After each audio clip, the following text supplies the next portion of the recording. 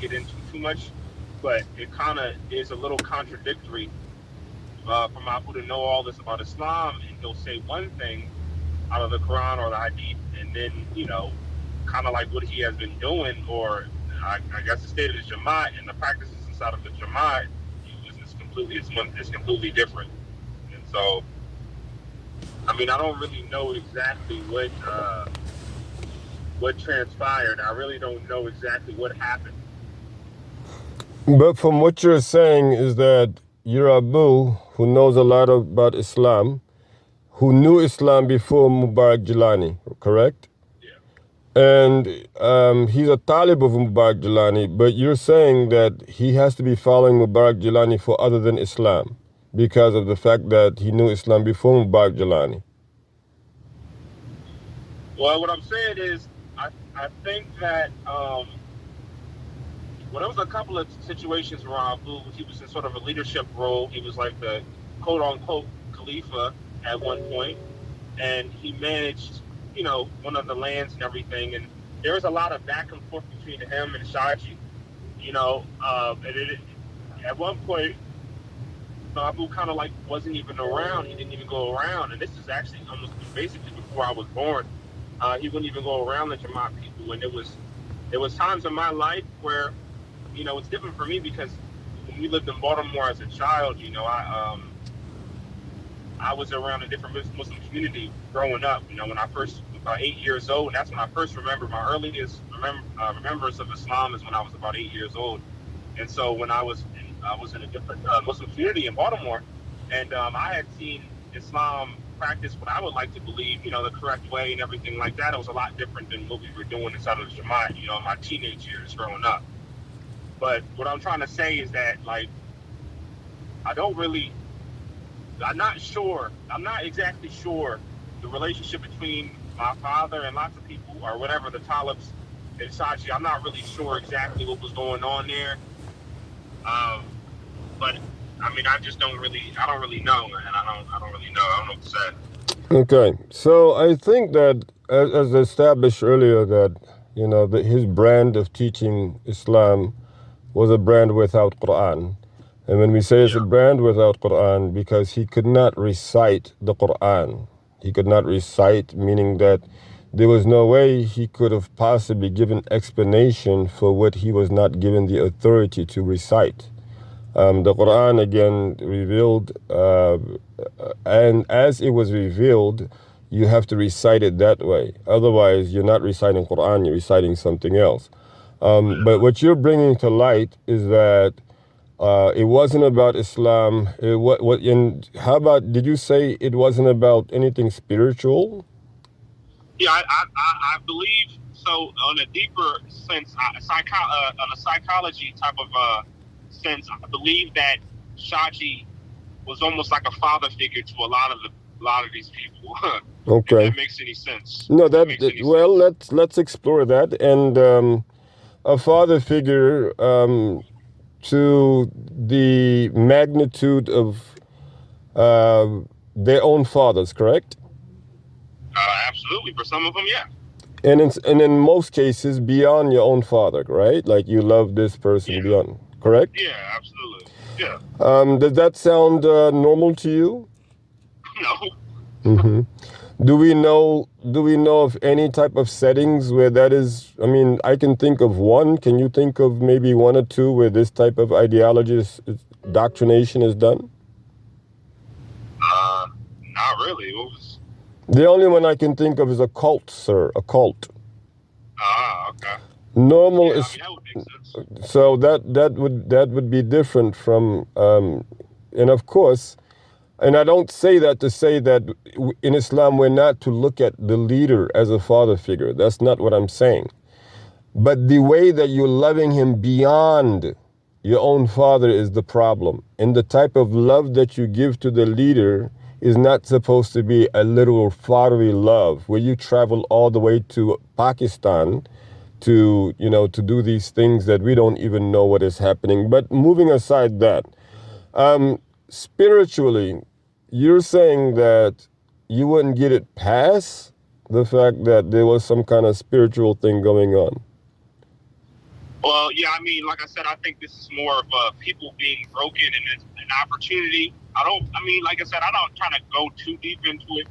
I would say nothing too crazy, but I mean, there's a lot to it. You know, there's a lot of stuff that I disagree that my parents, or I would say our parents, people who are in my generation, that have done, and the original talibs and all of them in the Jamaat that I would not only consider to be un-Islamic, but I would consider to be like a little foolish. Okay, and so is this speaking on the level of spiritualism, or is this speaking on what level are you speaking? This right here is spiritual. This is religious right here. This is like, for example, I'll give you a brief example of what I'm talking about. The 5 pillars. One of the 5 pillars would be making Hajj, right? Correct. And if you have the opportunity or the means to make Hajj, then you should go make Hajj to complete your faith. Now, there were many of times, not only in my father and mother's life cycle during the Jamaat, where they had the opportunity to do so, it was never like the forefront for any of the folks in the Jamaat. And now we're currently at the point where my Abu really wants to go make Hajj, and if not Hajj, Umrah. And so one of the things that's triggering my mind as an adult is that when you had the opportunity back when you were in your 20s, 30s, 40s, 50s, and even 60s, you went away with it because our spiritual leader kind of like, you know, he didn't promote that part of your deen. And so so that's one of the examples. Okay, let me make sure I understand, and I think I know what you're talking about. So people traveled to Pakistan a lot during the 40 years, right? Absolutely, yeah. I mean, group after group, men, women, whatever, they traveled their tails off to Pakistan, right? But you saw no such thing when it came to going to Mecca. There was no organization or no, administrative push or anything about that. You were in the Hafiz program at one point, correct? Yeah. All right. I wanted to ask you something. When it comes to the Holy Quran, to what, in verses, one versus the other, what can you say about how the Quran is actually being taught prior to the Hafiz program and, during and aftermath of it?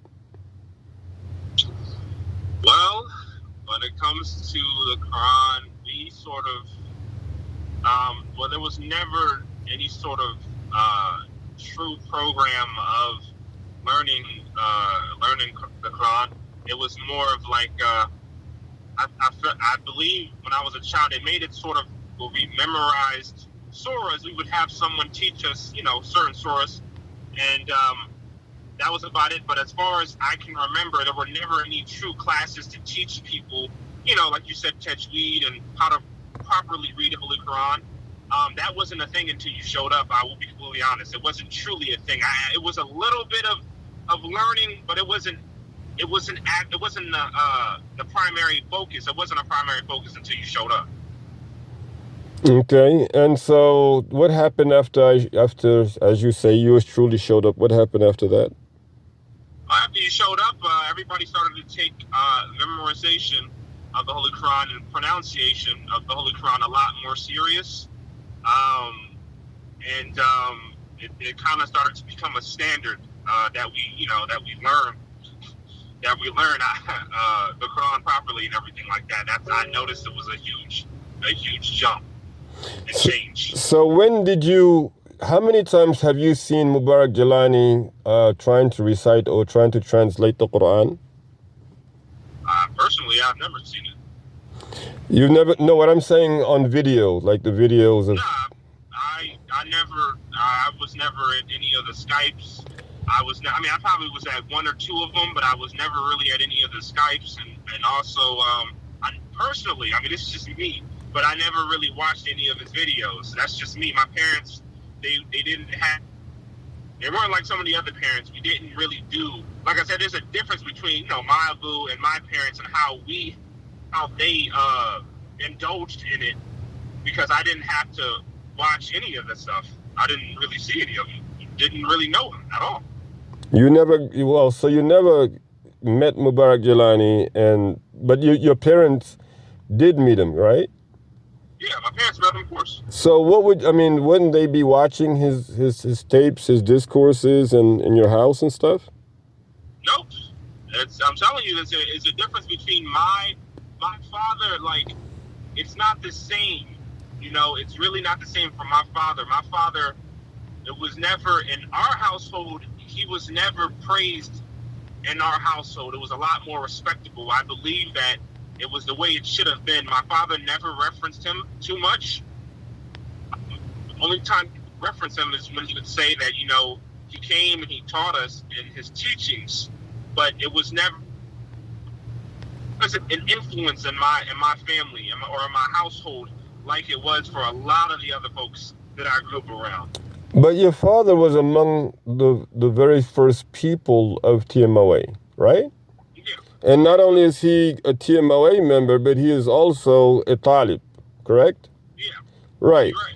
So it's I'm trying to understand and wrap my head around what you're saying when you say that, you know, he came and he taught us Islam and that was it. It's hard to, how do you explain that? Because, you know, so what would he reference if he wasn't referencing Mubarak Jelani?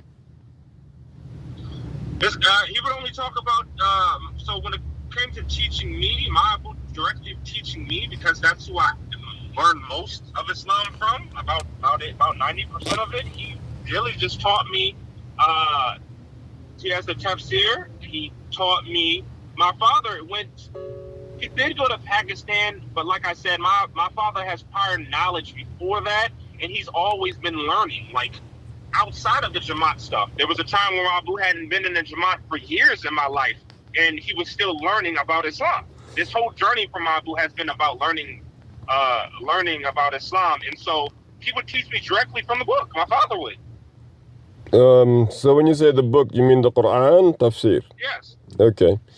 Anything along the lines of the hadith, because Mabu has the sirah. We have the sirah in our house. We have the hadith. We have loads of books from other Islamic scholars. There's a lot that Mabu has. Good. And so that's what he was teaching me directly from. Well, you've been, because, if you say, Abu's been, how old are you again? I'm 26.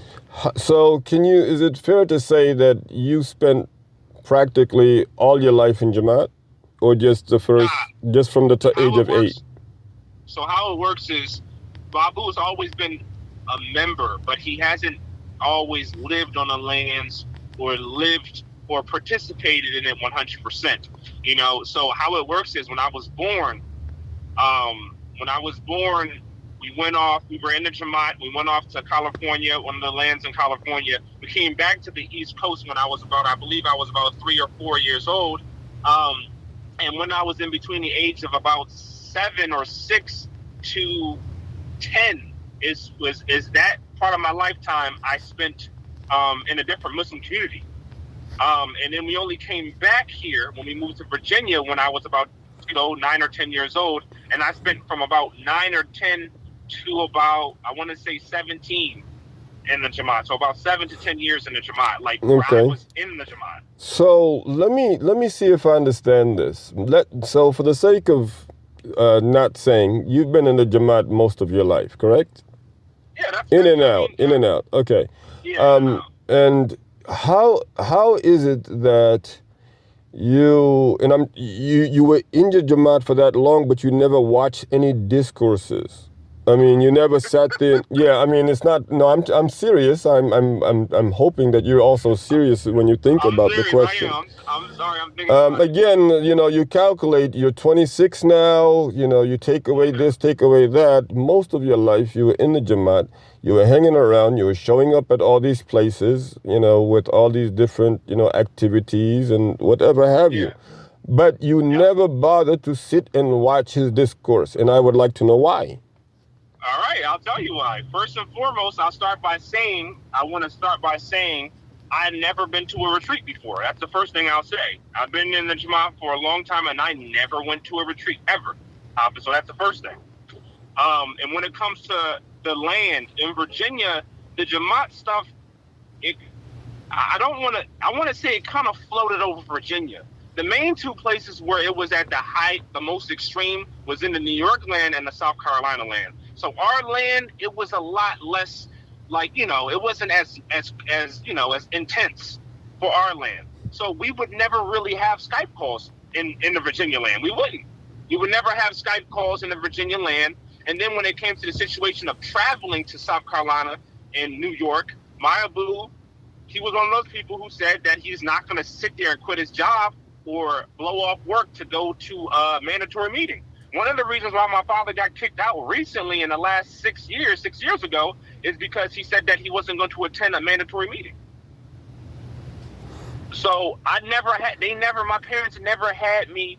I've been to a lot of the events and stuff, Hafiz, but it was never, I'm telling you, I've only sat at probably, I want to say 3 in total Skype calls, where one was held inside of Khalifa Khalil's house, one was inside of the masjid, and I believe one I was in South Carolina for, and in that one, when I was down there for one of the Eids, I actually just went back to my car and went to sleep. Okay, so you were in the Skype calls. I was in about 3 of them, yeah. You were in about 3 Skype calls. So what in all 3 Skype calls, you're saying that you were just, why were you not? I mean, this was a man again that your Abu said had come and taught Islam. You're in the Jamaat. I mean, people are believing and taking this man, as you mentioned, beyond their own fathers, right? Why? I mean, he has this kind of pull. I'm trying to understand why you decided, for example, instead of listening to the mandatory meeting Skype, you went and you slept in your car. Because I don't care. Hafiz, when I started out, like I said, when you first come to consciousness as a human being, it's around 8 years old, where you can remember things and you start to develop your own mind. At that time, I was around a Muslim community that was lots of different races, lots of different cultures, lots of different madhabs. In that community that I spent around about 4 years, Mm-hmm. I knew that was the standard of Islam for me. And so when I came to the Jamaat people, it was nothing. I knew that it wasn't being practiced right. And so I never cared. I never cared for Shaji. For one, he was not there. I never met him. So I can't fall in love with someone I don't know, that I never met. I mean, well, I can, obviously certain folks, but you know what I'm saying? So I never subscribed to it. I never truly subscribed to it. I believe my father never did either. My father has love for Shaji because of the things that he has learned from him. And at the time and the timing. But my father, like I said, I mean, there was no form of shirk in my household. That's all I can say.